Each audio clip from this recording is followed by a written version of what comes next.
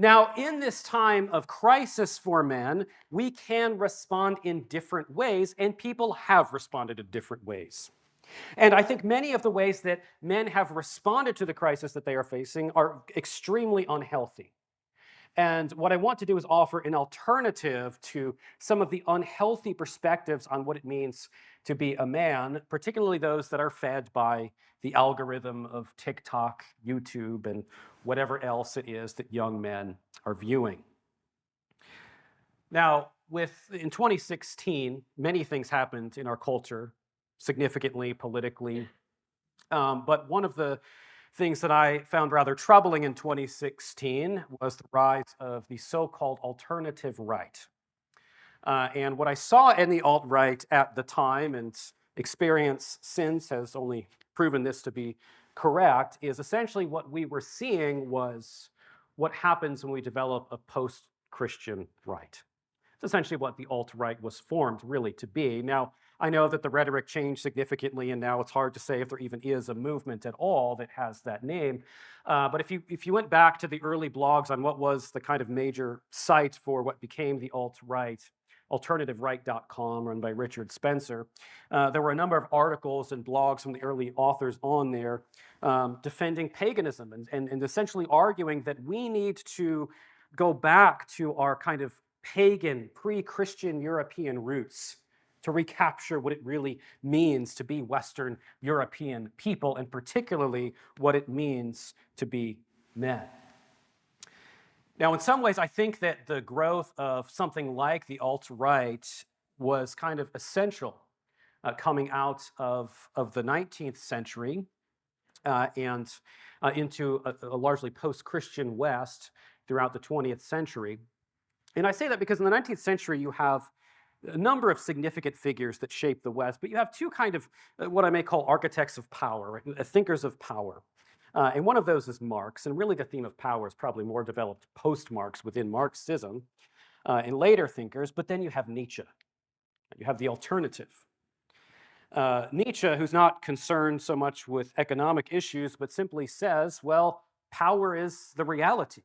Power is simply what there is. Nietzsche presents an alternative to civilization, which says that the Christian assumptions that there really is this distinction between, good and evil may in fact be mistaken.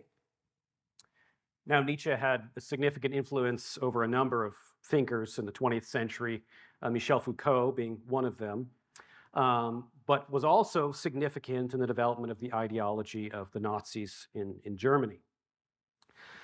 But I think what you're seeing today essentially is an alternative to the leftist paradigm, which attacks men, that instead says, well, we can just adopt this will to power of Nietzsche. Now, that doesn't mean that these influencers are self-consciously doing that.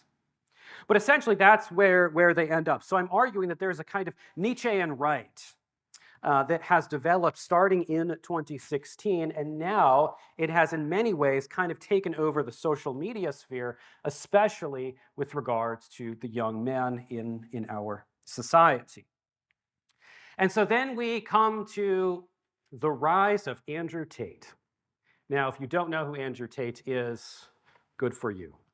But if I can explain who he is briefly. I mean, Andrew Tate is just this kind of, he's a social media influencer. He's very good at entertaining. He makes these short videos and oftentimes makes these kind of absurd or ridiculous comments, critiquing feminism and defending, masculinity, but his particular version of masculinity pretty much is summed up with wealth and sex and power. I mean, for Andrew Tate, that is really what it means to be a man. He's always showing off his Bugattis, as he says. He's currently in trouble with the Romanian government, and I won't get into any of that. But something that I've seen more recently that I think has been very unfortunate is that certain portions of the right have now decided that Andrew Tate is kind of a heroic figure just because he has the same enemies. And so I could name names, but he had an interview with Tucker Carlson recently. And it was very clear that Carlson's interview with Andrew Tate was very much a kind of rehabilitation of Tate. There was no challenging him on the fact that he at many points admitted that he made the money that he made based off of convincing girls by telling them that he really wanted to date them and like them, but then convincing them to join his sex cam business. That's how he made his money. Candace Owens recently had an interview with Andrew Tate, which again was really praising him. And I think it's unfortunate that now we have moved from some of these ideas being simply part of what was kind of a fringe right, and now it's almost as if aspects of this have come into the mainstream.